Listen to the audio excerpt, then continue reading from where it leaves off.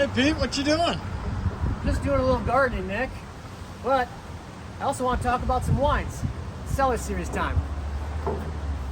This is our June Cellar series explanation. So we have 3 white wines here. One Italian rosé, a couple old world reds. In fact, we are entirely old world kind of with this lineup right now. So some really exciting wines on this windy June day. So it's warming up. I like to be refreshed with kind of some of the lighter styles, more kind of mineral-driven whites. Dry rosés. Like this has a decidedly refreshing angle to it. So let's jump in. We are going to Burgundy, and we're going to Mory-Saint-Denis. Mory-Saint-Denis is a pretty special village in the Côte de Nuit. They have some pretty amazing red wines there. What you don't see that often in the Côte de Nuit are high quality white wines. But Lignier, this producer right here, makes really exceptional Aligoté. And Aligoté, as you might remember, is kind of like the second grape of Burgundy per se, which I don't really like to think of it in that way. We don't see very many of them. And I'd say the majority of the ones that we do see are not that interesting, but the ones that we end up featuring on our shelves are really, really high quality wines. So it's a 1.hectare plot with 60-year-old vines. It's all stainless, so plenty of freshness here, but there's just a fantastic depth and richness to this 2019. I really like the freshness and the cut from the 19 vintage, kind of coming on the heels of a pretty warm and kind of rich and maybe blousy vintage that kind of lacks definition. It's kind of nice to be back in this kind of fresh zone. So lovely bottle of white Burgundy right here. So going to where the Saar River meets the Mosel River, just south of Trier in southwestern Germany. This is Weingut Kansheim, and Kansheim is a new project. It was started in 2016 by this woman named Anna Reimann, I want to say is her name. But it is basically a reclaiming of these amazingly steep old vineyards, that include the historic Altenburg vineyard and so on, kind of in that northern Saar River zone. So the Saar, if you remember, might be kind of the coolest, most kind of angular of the German whites, in my opinion.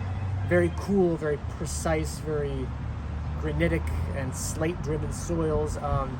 Really fantastic dry Riesling right here. This is at 10.5%. There is maybe just like a suggestion of sweetness, but I think of this wine as being very, very dry and focused and kind of fresh. So if you've ever sat down and talked to me for more than a few minutes, you know that I really, really love Riesling, and I love it in all of its expressions. And I tend to be drinking a lot more dry Rieslings in the same way that I feel like a lot of our customers are too. So a really fantastic new German wine right here.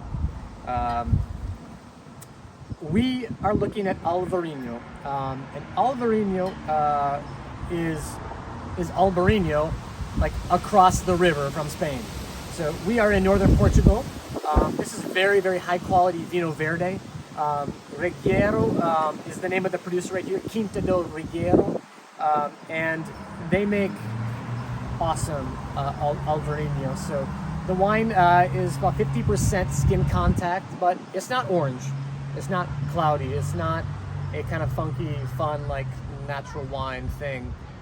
It is more, it has more body and more texture and just kind of more depth and just great intensity to it. So it's a producer that's been working since about 1988 in these vineyards right along the Spanish border.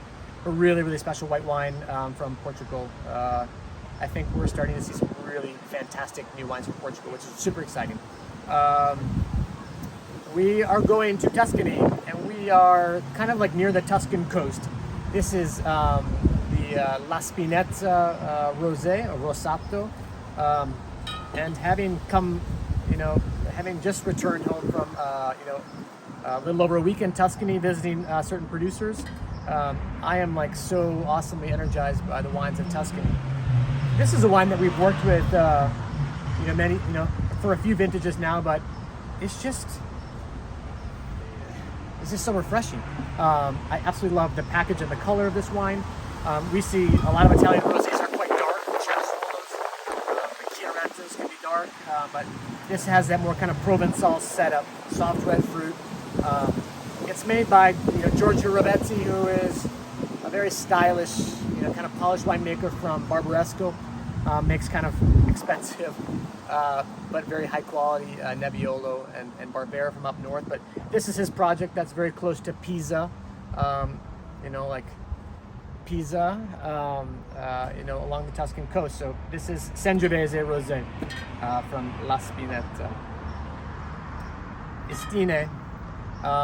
It's hard for me to imagine being more enthusiastic about Chianti Classico than I am at this moment. So, like I said, I had a chance to spend a week in Chianti, and I absolutely fell in love with this area. I have already had like a serious soft spot for the value of Chianti, the freshness of Chianti, the longevity of it in the cellar.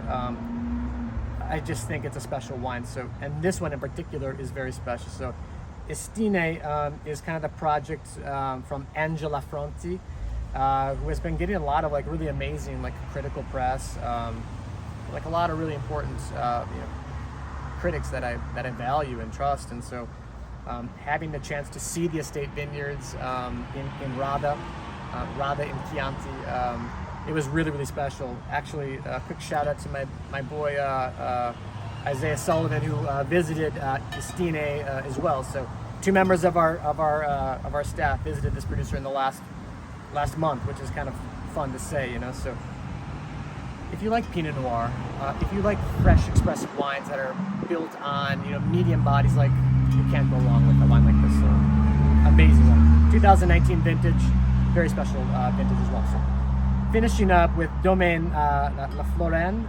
This is a new producer from us, for us here in the shop. We are finishing up with like kind of like a big wine. So, this kind of rings in at 14.5%.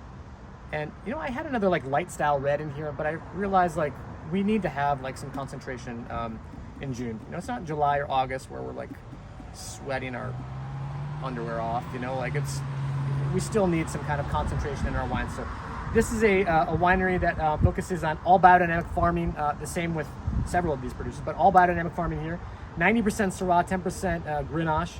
So kind of like the flip of what you normally see there. So plenty of Syrah, lots of whole cluster, and cement fermentation and demi-muid aging. So pretty classic setup for earthy, savory, expressive Southern Rhone blends. So from the 2020 vintage. I often think of like, Chateauneuf du Pape, and everybody's like, oh, Chateauneuf, yeah. But you also have to shell out like some hard-earned cash in order to like acquire those wines.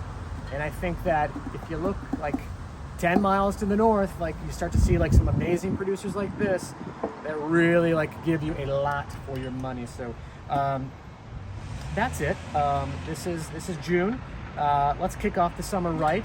All of these will be available, starting tomorrow, and we hope to see you then. It's about $150 with everything included and the 20% off. Thanks.